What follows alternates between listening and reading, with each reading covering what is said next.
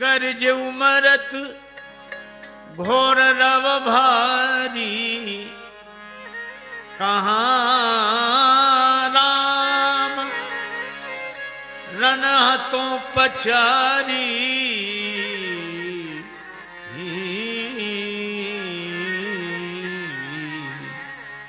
राम कहाँ है, मैं उनको युद्ध में जीतूंगा।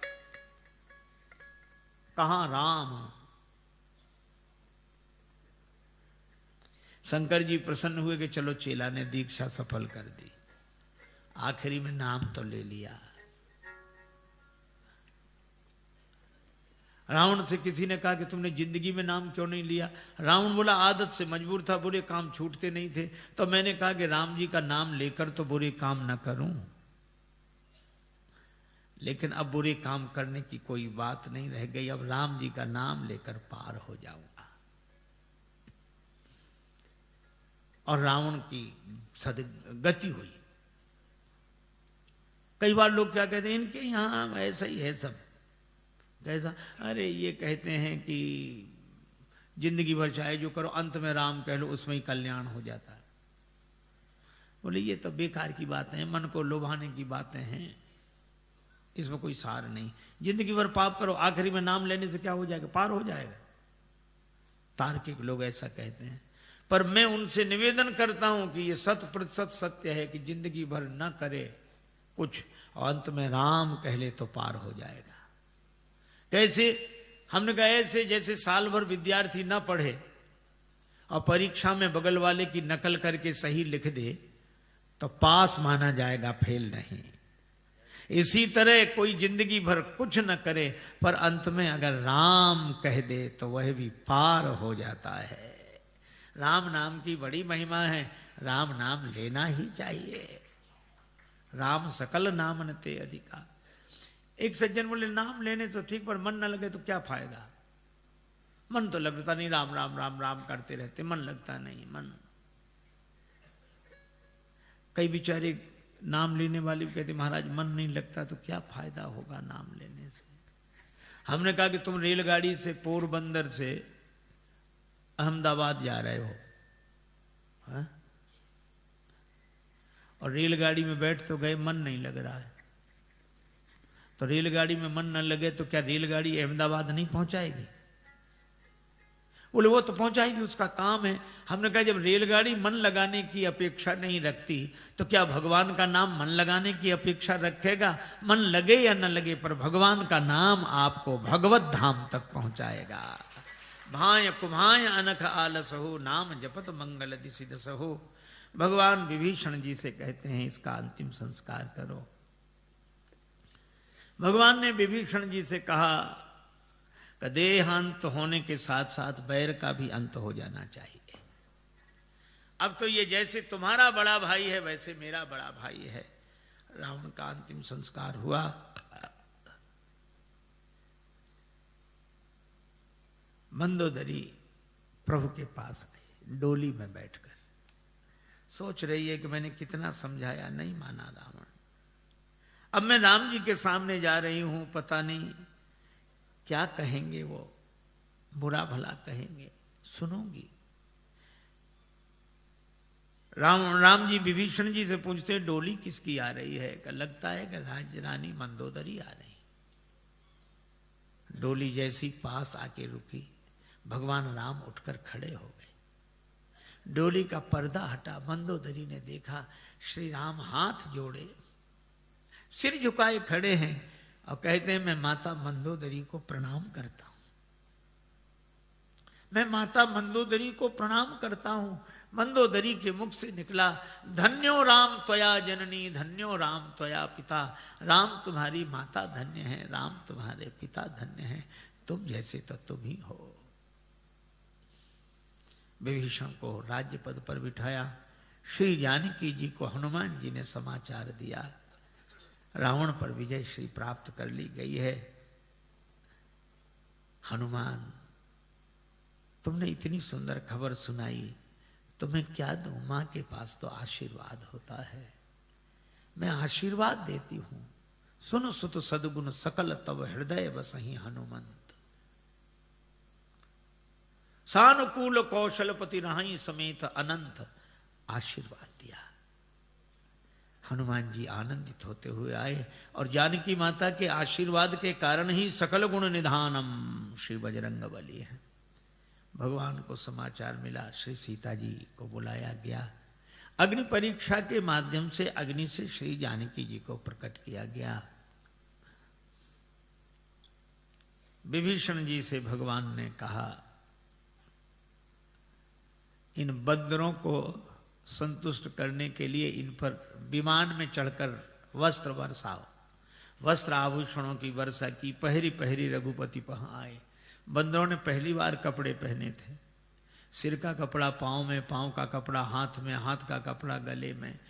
और भगवान ने जो देखा तो मुस्कुराए। कृपा सिंधु सोई कपिन सन करत अनेक विनोद। देवराज इंद्र ने अमृत वर्षा करके वानरों को जिलाया। राक्षस तो रामाकार भये, तिनके मन मुक्त भये, छूटे भव बंधन। भगवान ने सबको विदा किया, बंदरों को। विभीषण जी ने कहा, कुछ दिन रुक जाओ, अब जनगृह पुनीत प्रभु कीजिए। भगवान के नेत्र सजल हो गए। भरत दशा सुमिरत मोहि निमिष कल्प समझात।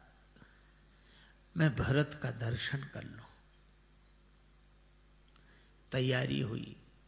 विमान में भगवान श्री सीताराम जी विराजमान हुए। सभी वानर वीर विराजमान हुए।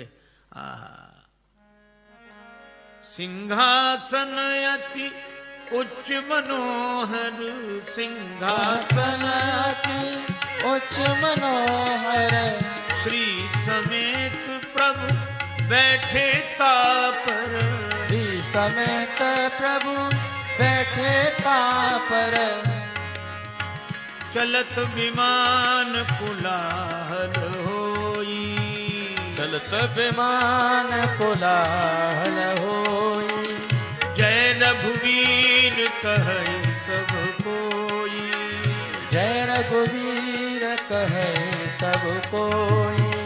जय रघुवीर कहे सब कोई, जय रघुवीर कहे सब कोई। जय रघुवीर कहे सब कोई। जय रघुवीर कहे सब कोई। जय रघुवीर कहे सब कोई। विमान में बैठकर भगवान आए। पार किया समुद्र को। भगवान मार्ग में कहते आ रहे हैं, लक्ष्मण यहाँ हत्यो इंद्र जीता, हनुमान अंगद के मारे, रणमह परे निशाचर भारे। श्री जानकी जी ने कहा कि प्रभु आपने वो तो दिखाया कि हनुमान जी ने राक्षसों को मारा, अंगद जी और हनुमान जी ने, लक्ष्मण जी ने मेघनाद को मारा, लेकिन आपने क्या किया? अब ये तो श्री सीता जी भी जानती हैं कि राम जी ने क्या किया, पर वे राम जी के मुख से सुनना चाहते। आपने, राम जी बिल्कुल मौन। हमने किया है बताएंगे। तो कब बताएंगे? बताओ ना। इतनी बातें करते समुद्र के इस पार आ गया विमान। भगवान ने कहा, हमने यही किया, यहां सेतु बांधे और थापे स्यो सुखधाम। सीता सहित कृपा निधि शंभु कीन्ह प्रणाम। हमने तो शंकर जी को बिठा दिया। उस पार जो भी हुआ है वो इस पार बैठे हुए महादेव की कृपा का ही चमत्कार है। भगवान सब मुनियों के स्थान में गए, श्रृंगवेरपुर में आए। जानकी जी ने कहा, मैं जाते समय गंगा जी से प्रार्थना कर गई थी, पूजा करूंगी। विमान उतार दिया गया। श्री सियाजू गंगा जी की पूजा कर रही हैं। बही कैसे गंगा लहर धीरे धीरे, बही कैसे गंगा लहर धीरे धीरे। बही कैसे गंगा लहर धीरे धीरे। बही कैसे गंगा लहर धीरे धीरे। हरिद्वार में कैसी शोभा से माता, हरिद्वार में कैसी शोभा से माता।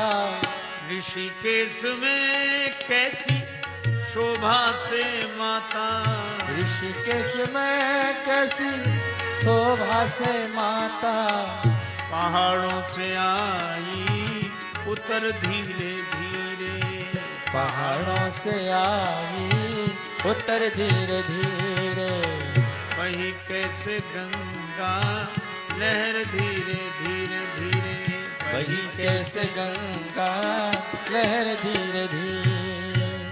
गंगा जी की पूजा हुई। भगवान ने श्री हनुमान जी से कहा कि भरत जी को समाचार दो। भरत जी कह रहे अवधि यही है अवधेश वचनों की, और अवधि यही है अवधेश पद पाने की, अवधि यही है प्रभु के अवध आने की, न आए तो अवधि है हमारे प्राण जाने की। और तब तक हनुमान जी ने विप्र रूप धारण किया और समाचार दिया। सीता अनुज सहित अनुज सहित अनुज सहित श्री सीता जी लक्ष्मण जी के साथ राम जी आ रहे हैं। भरत जी को समाचार मिला, भैया आप कौन, इतने सुंदर समाचार आपने दिए। हनुमान जी ने कहा मारुत सुत में कपि हनुमाना। भरत जी ने उठाकर हृदय से लगाया, भैया मेरे नेत्र कहते हैं कि तुम हनुमान हो, लेकिन जब तुम्हें हृदय से लगाता हूं तो मुझे लगता है कि जैसे राम जी मिल गए हो। क्यों ना लगे, जासु हृदय आगार बसहि राम सर चाप धर। राम जी ने भी सोचा होगा कि विमान में बैठकर बाद में चलेंगे, पहले हनुमान में बैठकर चलें ताकि भरत से मिलन हो जाए। हनुमान जी ने राम जी को समाचार दिया। अयोध्या में खुशी की खबर छा गई। माता कौशल्या बैठी सगुन मनावती माता। बोल बोल कागा मेरे राम कब आएंगे, बोल बोल कागा मेरे राम कब आएंगे, बोल बोल कागा मेरे राम कब आएंगे, बोल बोल कागा मेरे राम कब आएंगे।